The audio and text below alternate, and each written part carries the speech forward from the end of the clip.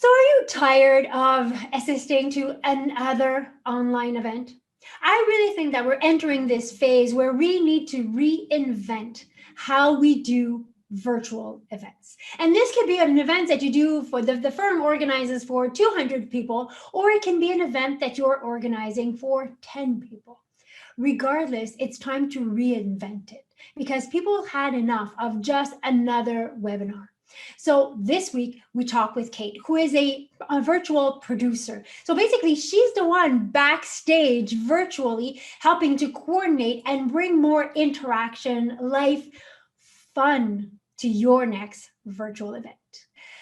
Welcome, Kate. How are you today? I'm so excited, Sarah, to be here. I really, really have been looking forward to this. Love the opportunity to be able to share some ways to shed some light on, just our virtual world now. Definitely. And it's definitely changed how we do pretty much everything. And we're sharing just before we started recording that the virtual world is here to stay. Yes. Like we I will hope so. definitely do as like everything virtual, but we're not going back to the old way things were doing. Right. So before we go into our topic of today, if you could take a moment to introduce yourself, please. Certainly. So, interestingly enough, I have a background in television news. I spent about a decade as a virtual, here I am throwing that into the mix already, as a reporter, an anchor, and a producer, which the producer part was the key word that segued me into my current role of nearly a decade now as a virtual producer. So I started helping with virtual classrooms, and then even in the last 2 years, really, with the pandemic, things have just exploded, obviously, just with training, train the trainers, conferences, all types of things.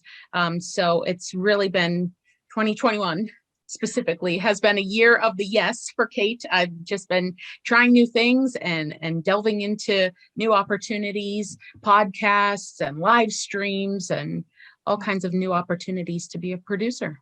And there's so many opportunities, as you say, right now in the virtual world. And I'm seeing even a lot of firms doing virtual events.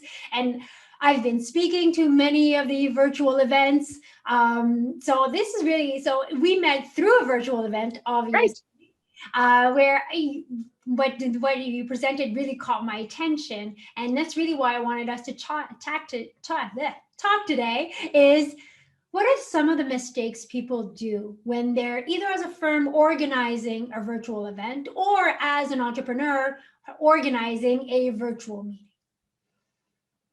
Well, I would say, and even as you just being tongue-tied in that moment as you were, I think that people get so caught up in being so stringent about how, we're doing things now, but we really are. This whole virtual realm has shown a light on just reality, so it doesn't have to be so structured and so stringent anymore, so we create an invite and we get people in and we just go with the flow. I think that it's a great opportunity to really listen to people. So we don't have those opportunities that we did before with, conversations in the elevator or walking out of work together to your vehicle, I don't know, at the coffee machine, whatever people always say, at the water cooler, lunch together. We don't have those opportunities anymore. So I think that when people are having these virtual sessions, they're trying to cram so much in. They have an agenda, they have an itinerary, and they want to follow it to a T. And that's just not how things are going anymore. I mean, cats are crawling across keyboards and kids are climbing over your shoulder and pulling your hair. And I'm speaking from experience, all crazy things. Have you been at my place for the last week or so?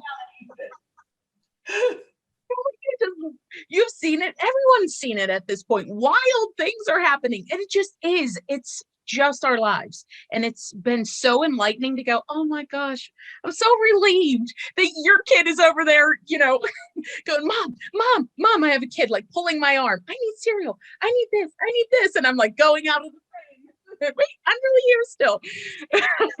But I think that if you just let it be, and just do what really just feels right in the moment. So like the best facilitators or whoever's in charge of the virtual event, the best ones that I'm seeing are the ones who are going, okay, yeah, that's great, I would love to get to these 5 things today, but you need time too. We don't have a voice.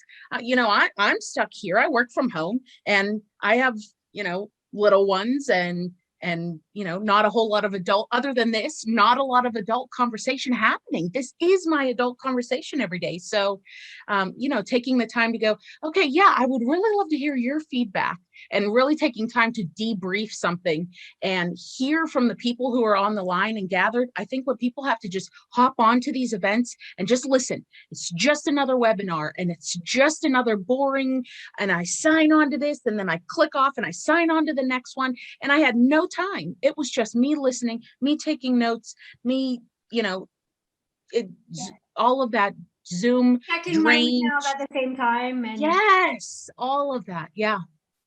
okay, so yes, so definitely yes, like trying to make it all seem perfect, Yes, cramming it's not. so much information in there. And so the event that where I met you was an online event. And so if let's say like we have somebody who organizes an event for a firm, what are some of the good practices that they can use to organize an event? And it can be an event where you can have 200 people, but it can also be an entrepreneur who's doing an event with 20 people. Right. Right. I think people really like to be acknowledged. I see a lot of, so there are events where you can create it like a webinar where all of your participants are kind of behind the curtain, off to the side, however you want to describe it, but they don't have the same connectivity as just a Zoom meeting like this or whatever platform you're using. So, greeting people, giving people a voice, making sure that throughout you are constantly reaffirming to people, hey, you're hearing a lot of me. I want to hear from you.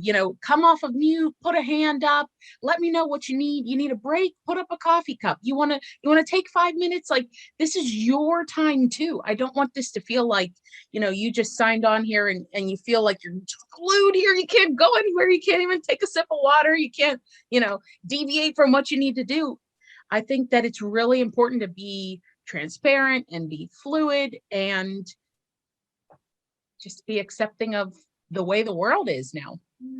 So how do you go and get that interaction? Because I find that whenever we do events, first of all, there's some people who don't turn on their camera. If they're on Zoom on that, they don't turn on their camera. And then you see other people that you see them like this, that they're on their phone, that they're like on Facebook or answering emails somewhere else. Yeah.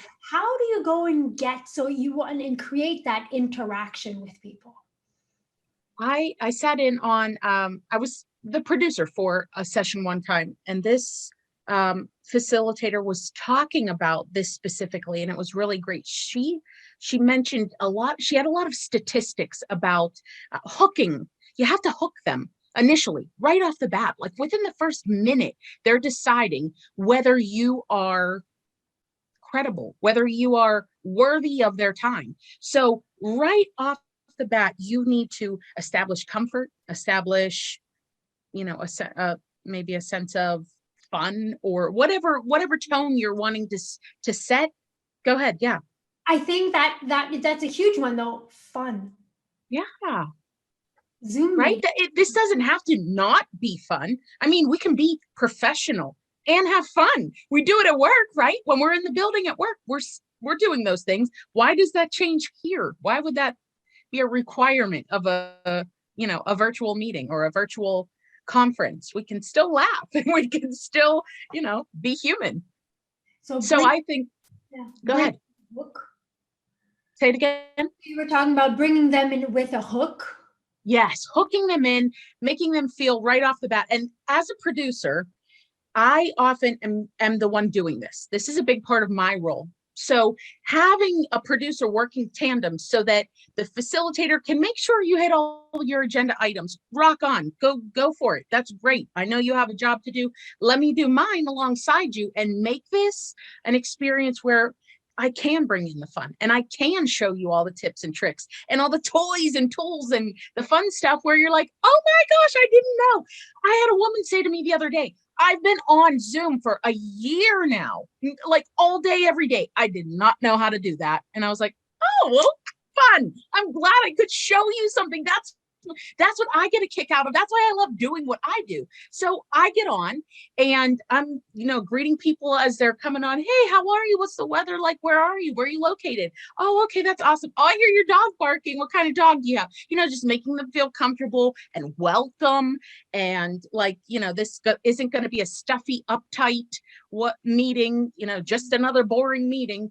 Come in, have fun. Let me show you how to do this. So do you have everything set up right? Did you know you could do this? Did you know this keyboard shortcut? And, kind of going through things and making them feel right off the bat that I want you to feel comfortable and have fun and be engaged. So, I go over tools and how to do things in whatever platform. At this point, it's just a different click of it. It's in a different place, different Zoom, Teams, whatever it is, WebEx, just making sure that they know how to use all that so that when it's time, they're not going, oh, I don't know how to do that. This is just another crummy, and getting frustrated. So as soon as people get frustrated, they're tuning out.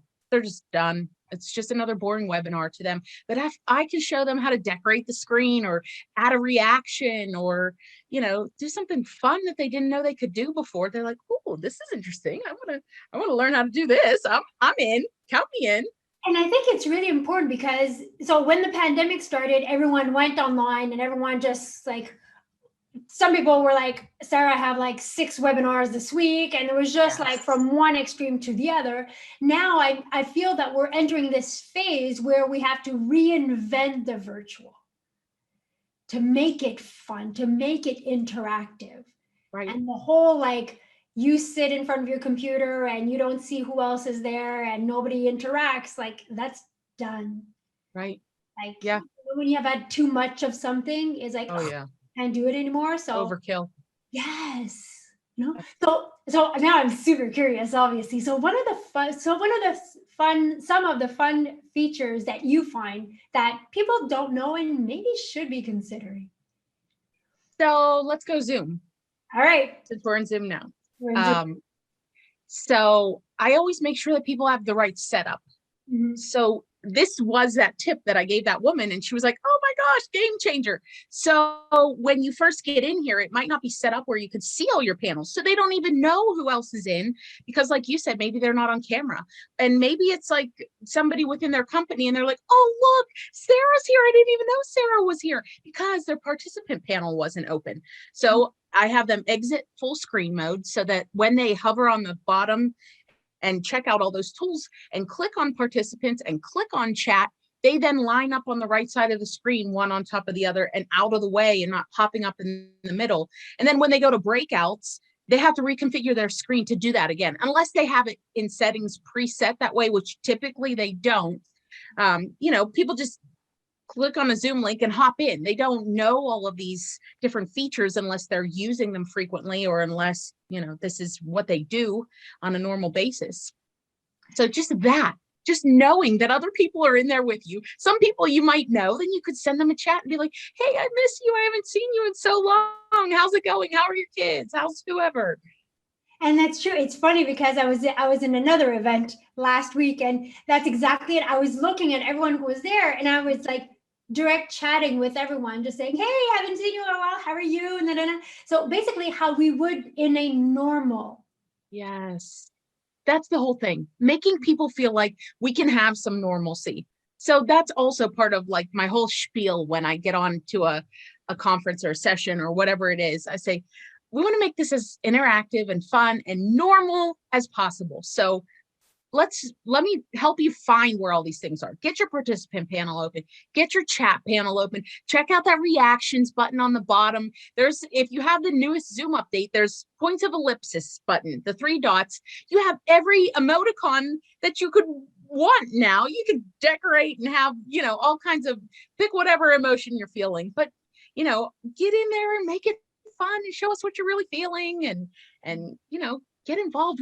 It's not a webinar. It's not just me talking at you. Come off of mute, raise your hand. Let's get in groups. Let's work in pairs. Let's, whatever you want to do, whatever makes your voice heard, type on the screen. I think it's important too that now that we have a virtual platform, there's a big difference that I'm seeing where some people who maybe they're more introverted, or maybe what they're sharing is something that's like weighing on their heart or mind, and they wouldn't have shared it in a classroom. They wouldn't have just raised their hand and said, well, I feel like, but here, even with annotations on the screen, the facilitator can disable the feature that shows the name of the annotator as they're typing on the screen. So they can contribute something on the screen, and we can all see it and go, oh wow, that's really impactful, great comment there, whoever. Or I say to people, maybe you want to share your feedback, maybe you want to talk about something and bring something to light that you wouldn't normally. You have that opportunity. So send a private message to myself or to the facilitator, and they can say, private message from don't know who, but it says this, this, and this. And you would not, think about it. If you're feeling that way, how many other people in the group are feeling that way? Or how many other people wanted to say that or going, oh my goodness, great point. I'm so glad whoever shared that anonymously.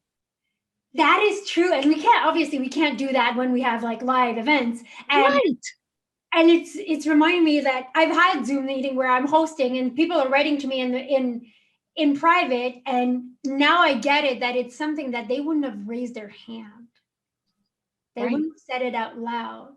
But it's an opportunity for me as the host to bring, we got this great question on, and then guaranteed somebody else has that question. Right. So if I'm doing an event on anything, having that, and I think it's the role of the producer or the host, depending how we do them, to set the table on those things. Yes, exactly. Name them, saying, if there's a question you want to ask me in private, just put it here and I'll be able to go and get it and answer it. And, if you write it for me, like just to me, it'll just be for me, and I won't name your name, but I'll bring your question. Yes. Yep.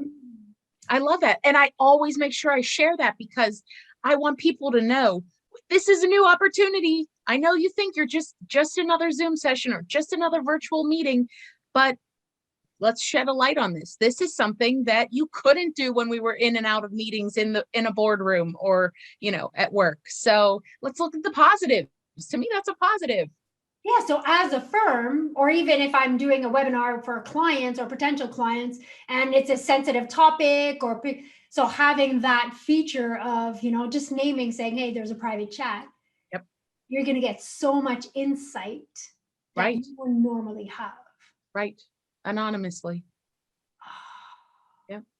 Nice. So the event that we also had, that's where I learned the feature that in the breakout rooms, again, we're talking in Zoom, it's probably, you'll tell me if it's the same thing on the other platforms, but I don't use the other platforms much. But there was some breakout rooms and they all had a name. So they all had a topic, and you got to choose which room you were in, kind of like Clubhouse. Yes. Right. Mm-hmm. And that was really cool as a feature. It is a very cool feature. If as an event organizer, that's a feature that people are going to be using more and more? Oh, definitely. Here's what I've seen. I've done some conferences recently, and you know how you might have, so picturing a conference, tables all lined up, and you could stop at a table and maybe visit with a business or so you have this visual, right? So each room, like you're saying, is named that table's specialty or topic, whatever. And so we have a networking event within our event where, like you're saying, you can choose your own room.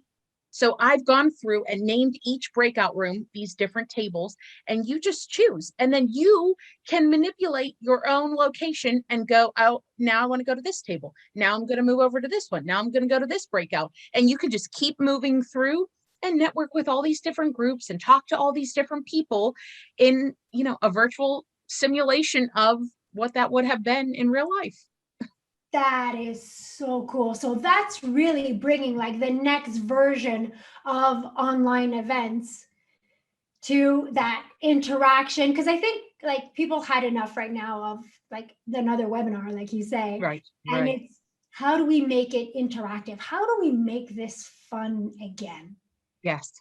You know, so That's it's definitely getting together. It's definitely connecting. The breakout rooms are absolutely 125% essential in all of these. I think these people need to talk to each other. So, yes, we reconvene and we talk about this topic and whatever, and then we go off and we have a brainstorming session or a paired activity or a small group or two large groups, and we spend time in and out of the main room and off into breakouts having that all of those discussions. That's how people are feeling like they're involved in there, and that's keeping them engaged. yeah, and I'll be fully honest. Like the first times I was put in breakout rooms, and still now I'm always like, ugh, you know, like because I'm a pretty shy person, and you know, like I like my bubble, and Oh, you know. But I have to say, like the majors, have pretty much all been in different breakout rooms. So, right. like, if you're sending people in breakout rooms, bring them with a mission, like an intent and things like that. Put a framework around it. But yeah, Yes, definitely, it's been there, and we do it in live events as well. Like right. we say we talk when we do like, and I'm sure you do the same when you do a conference. At one point, and say, well, share with the person at your right, at your left, of what were you key findings or whatever, because we're social animals. Right, right. I mean, think about it. Even if you're sitting in a big conference, you would have turned to someone at some point, maybe, or someone would have turned to you and said, "Oh, hey, what are you doing here?" Or, that little conversation, we're missing all of those things now. Yeah, so those are all great ways to put it. So for those who use Teams, and I'm wondering like WebEx, WebEx, but go-to meetings. Yeah, Teams is also a big one. so Is many. there something like the breakout rooms in Teams as well, or Yes, okay? yes, almost, I would say pretty much almost all of them at this point have, yeah, yeah, have the breakout feature. Nice, because yeah, like we said, that's the interaction. So as a participant, we do have a responsibility, but as a host, we also do have a responsibility to produce or create those interactions and name like the chat feature. How can you get set up, how you can and make people feel at home. And I like the hey Sophie, how are you, oh is that Mhm. like bring a human aspect back to it. Oh, for sure. Yeah, we Mm. definitely have to bring the vulnerability of all of this back into the equation, Because not just a webinar. yes, love it, because like we said in the beginning, it is, the virtual is here to stay. Yeah, some It's version of it, hybrid, fully, whatever. Yeah, I definitely think I love it. Kate, that where it's can here to stay. people find more about you, what you do? Where can people find you online? So check out my LinkedIn. I also have a Facebook, or not a Facebook, but a YouTube channel where I'm posting videos of a project that I'm working on right now that's trying to help women who have had to make difficult work-life decisions during the pandemic to get back into the workforce. So we have a 30-minute broadcast every month, and they'll post there.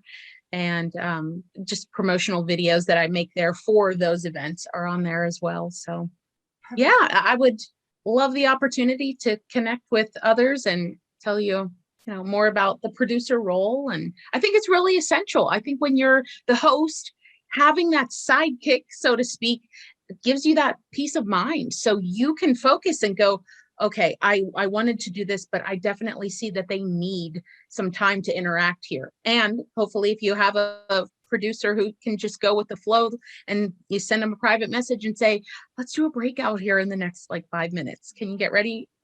Let's do that. I'm feeling that vibe. They need something here. And I hadn't planned on it originally, and I can't deliver content and do that. So it's nice to have that help. Definitely. And I can see it. Like I've done master classes and whatever in the last several months, and even the chat going on and things like that. And I'm like, okay, you know what? I can't always keep track of everything, and you can't, like you're on, you split your attention. So yes, having a producer, plus they know all these inside tips that we don't know, and I'm like, when I met you the first time, I'm like, that is so cool. I did not know we could do this, So, and obviously I shared it with pretty much everyone I know in my mastermind. I'm like, hey, did you guys know we could do this? So for all of that, for all the people that I know, thank you very much. We're all took your tip. Yep. Kate, thank you so much. I'll put all your links in the description of the video. Let's put back some humanity, some fun, some interaction into all those virtual events that we create. Yes. Thanks, Sara. I hope you like this episode. If you did, please give it a thumbs up. And seriously, it's really time to reinvent online events. They're here to stay, they're convenient, and there's really going to be a mix of online and virtual. So let's take the good out of that. And really, let's take all the features that we can to make it more fun, bring some humanity in this thing, bring some more fun in this. So make sure you check out Kate's LinkedIn profile, her website, her YouTube channel. She is filled with tips and tricks to make your next online event super fun. So thank you for being here week after week, and I will see you next Tuesday. I hope you liked this episode. If you did, please make sure you give it a thumbs up, subscribe to the channel, and check out these other videos that I think would probably interest you.